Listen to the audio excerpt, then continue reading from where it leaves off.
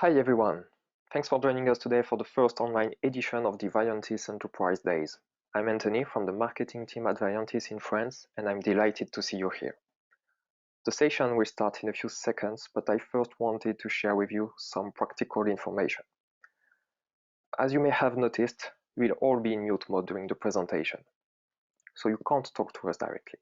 However, I invite you to use the chat box to leave your comments and your questions, as there will be a Q&A session at the end of the presentation. Finally, as some of you may have understood, this session has been pre-recorded to avoid any technical problems or last-minute cancellation. But we will be in live at the end to answer your questions with the speakers. Thanks again for your participation, and see you right after.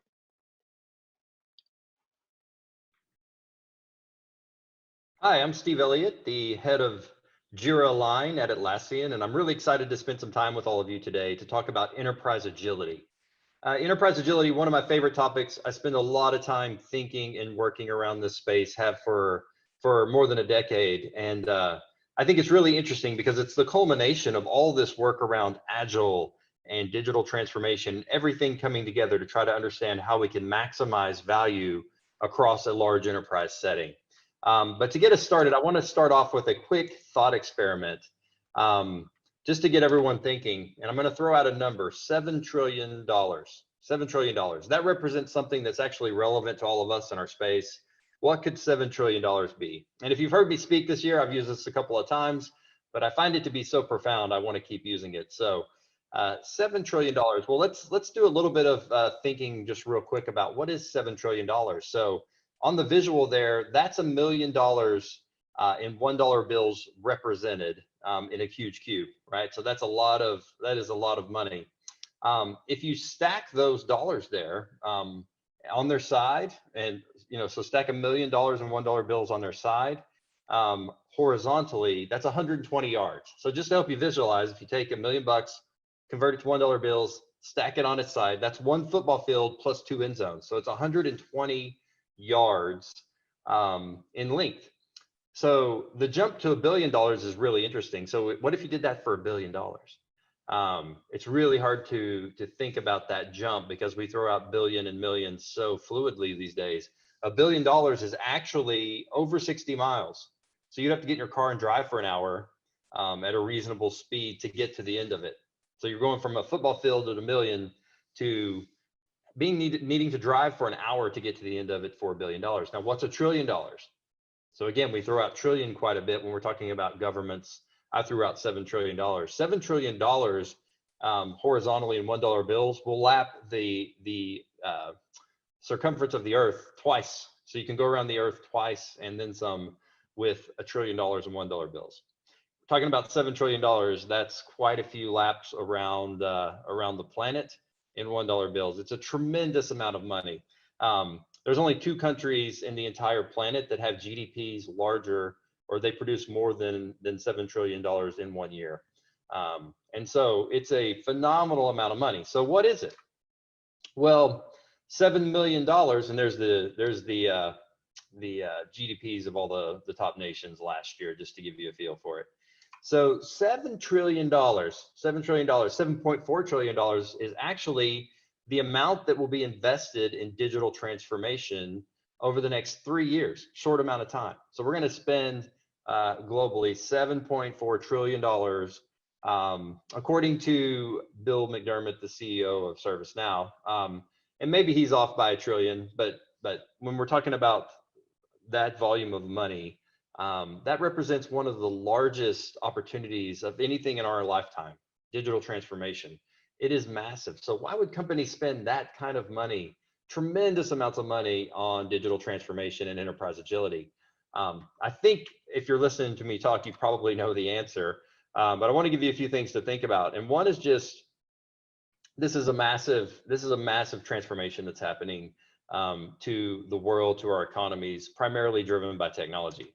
I like thinking about Elon because it helps me think about how vital this is. A lot of the big problems and things we face in the future that we need to solve for as nations, as a planet, are going to be solved and driven by technology. But when I think about Elon, so much of what he does is with that agile mindset. He was able to work and found, PayPal, and they transformed how digital payments work, and then to cars, and then to solar, and now to space, and his internet project. All very interesting. But what I love about it is that mindset of thinking big, taking problems, chunking away at them, and learning as fast as you possibly can.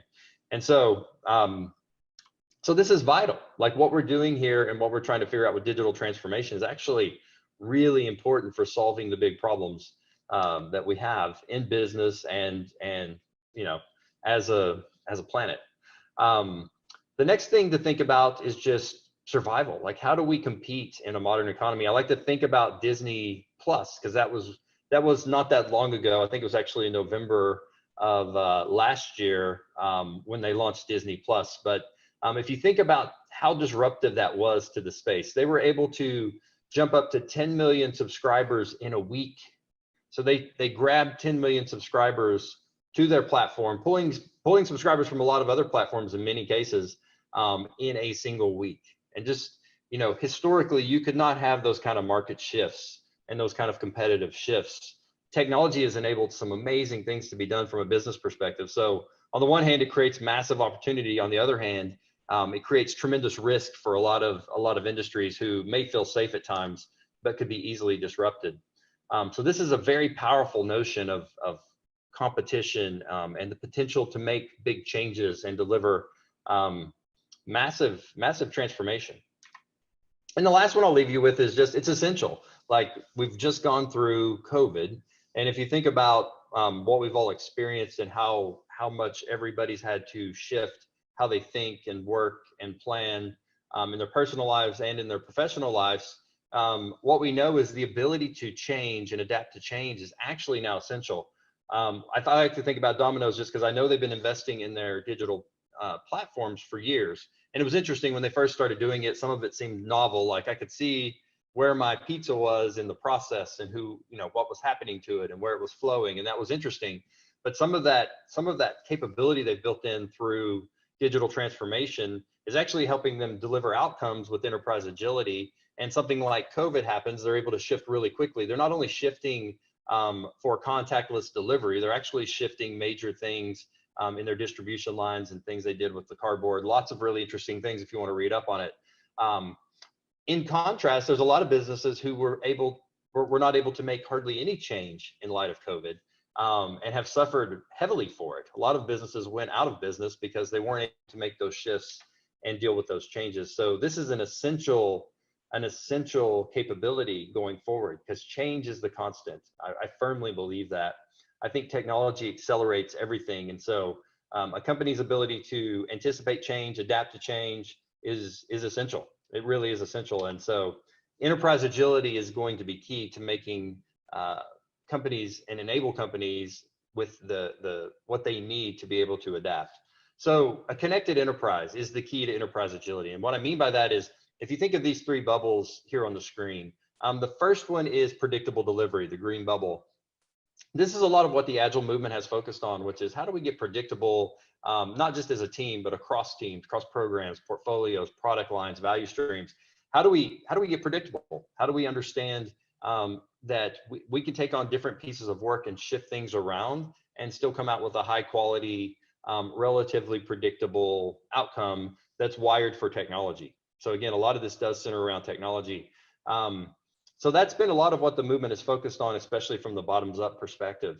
The next piece of a connected enterprise that really enables enterprise agility is value-driven investment. And this is thinking in bets. This is thinking, hey, we think if we do X, we're going to get Y, but we're going to ruthlessly measure how much we've spent versus what outcomes we've achieved.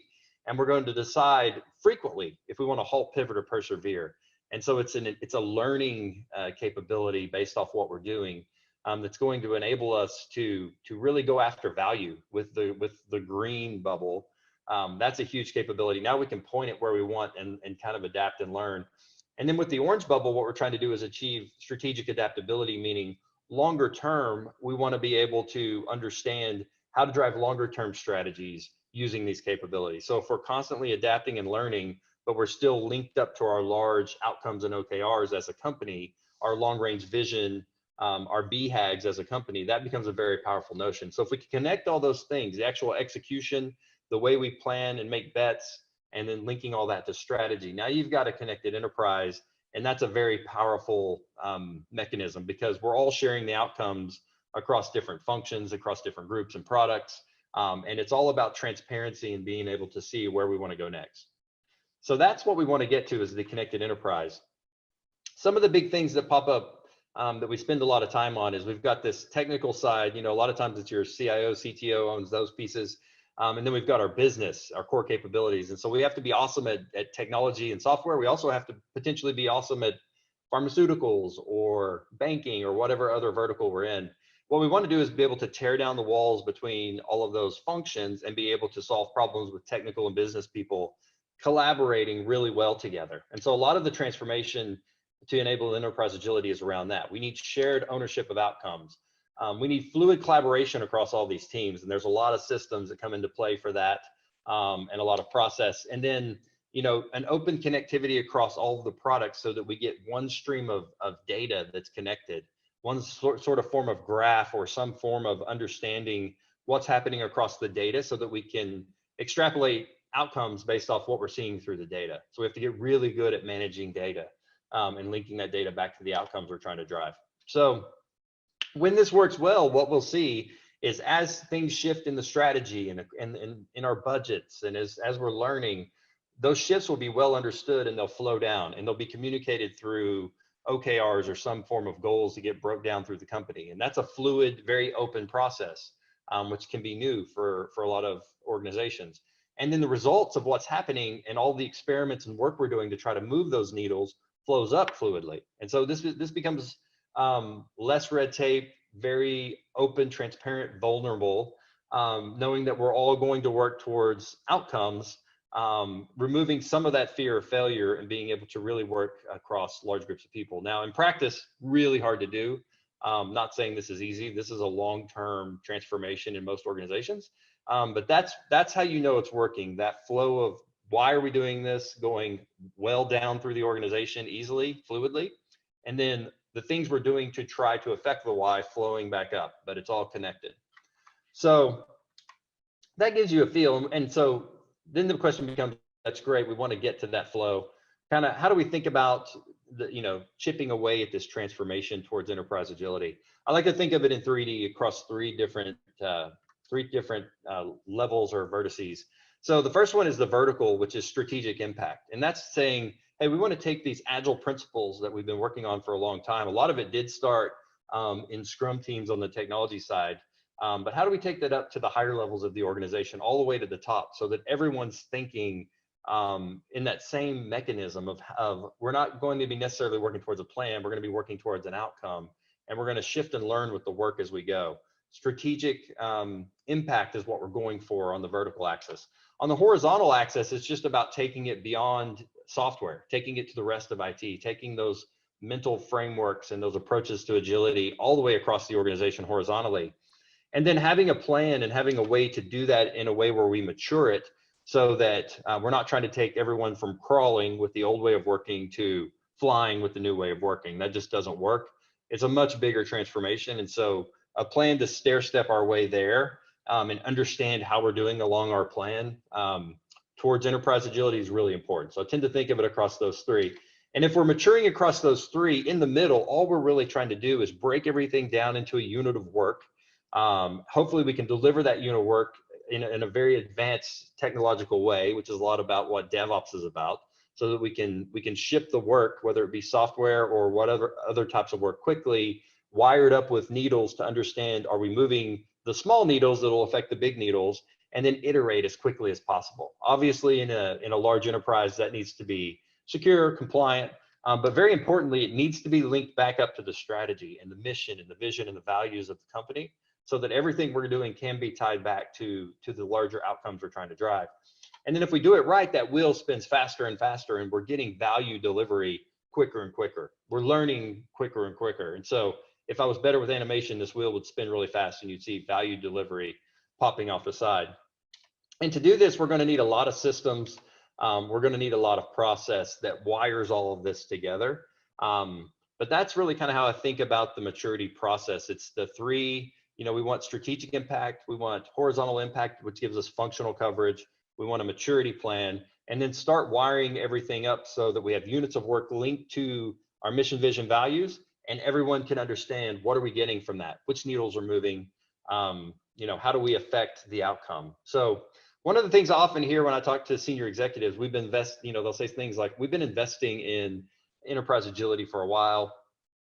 We're seeing some good progress on getting predictable, but work's coming off the assembly line. It's more transparent than it used to be, but the needles aren't moving. We're still not seeing that big promise we had that would give us the real ability to shift and pivot and understand where to go get the most value. And so a few things that I usually start to probe into, and these are just some ideas for where to focus if that's how you feel about your enterprise agility, at its current state, which is, are you maintaining a lot of data, or are you building a decision-making platform? And there really is a difference. Like, we track a lot of data with Agile. We're trying to understand, lots of outputs, right? Velocity, throughput, things like that. But are we really building a decision-making platform so that we understand the outputs, but really we understand the work and the outcomes that are linked to that work, and we're able to make better decisions based off what we're seeing through the data? That's a mindset shift that needs to occur if we really want to get to enterprise agility. We need to be building a decision-making platform across our people, our process, and our tools. The next one is still that project mentality versus the product mentality. Sometimes we get hung up on this one. I've noticed in a lot of conversations over the years. But really, the product mentality is just thinking, we're going to think through either a product or a value stream, but we're going to have a long-term approach. So we're not just going to do things in little bursts.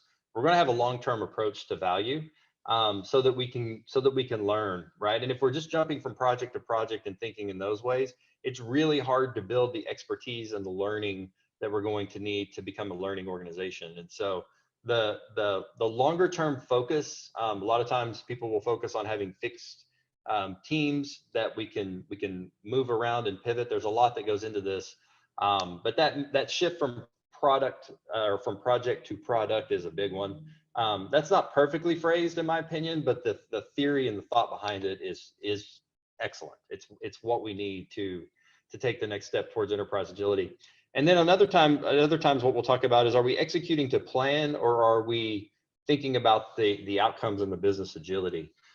Still, and this is kind of that outputs over outcomes conversation, but still see it so often. Even sometimes I'll be talking to a CTO or a CIO, and I'll ask them which metrics they key off of to do their job, and a lot of times it's still those outputs. Getting our technical people over the threshold to where they're at the seat strategically, they're embracing the business problems and trying to understand how the work they're doing is affecting the outcomes is a big and an important piece that's necessary to become an agile enterprise. So those are a few key areas that I always focus on, just to kind of, those are just kind of questions, this or this, to kind of diagnose where you may be. So I think there's 4 big keys to success when it comes to enterprise agility. One is we have to have empowered teams. It's got to have it. We got to have that ability to be open with what's happening, to have a safe place to go learn and experiment. That's really key to Agile. It's just part of the mindset.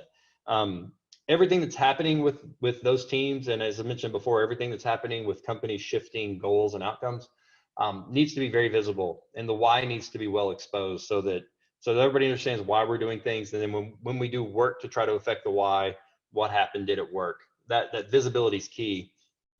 And if we can align the work to the purpose, which is the third key, that's where a lot of the really important learning comes. Because if we can understand the correlation and the causation between those linking work and outcomes, that's where a lot of aha moments and a lot of real opportunity starts to show up.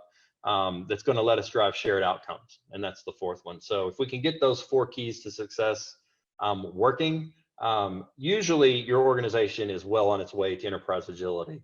So the last thing I'll leave you with is just, if you want to do a quick reality check, gut check about where you're at, think about some of the higher level decision-making modes that you have and how that's done. So when you think about your portfolios or your products or your value streams, how they're defined, Are they well defined? Do we use the same words across the organization? Do we have ways of estimating where we can break everything down into dollars and time so that we can have an understanding of value? How do we measure value? How do we get aligned on different visions across different products and different divisions of the company? How do we measure outcomes? How do we measure, are we using OKRs? Are they consistent? How do they ladder? There's a lot of questions here that I just left you with that you could potentially screenshot, check out. But these are just some questions that I usually like to think about across these 4 categories at a higher level that usually can help you get a pretty good feel for where you may be on that paradigm of enterprise agility. So again, I started with a thought experiment. I just wanted to end with one. This might be an interesting set of questions that could spawn some good conversations within your organizations about where you are in terms of maturity towards enterprise agility. So that's what I had for everyone today. I just want to thank you very much for joining me. Hope you enjoyed it, and hope you enjoyed the conference.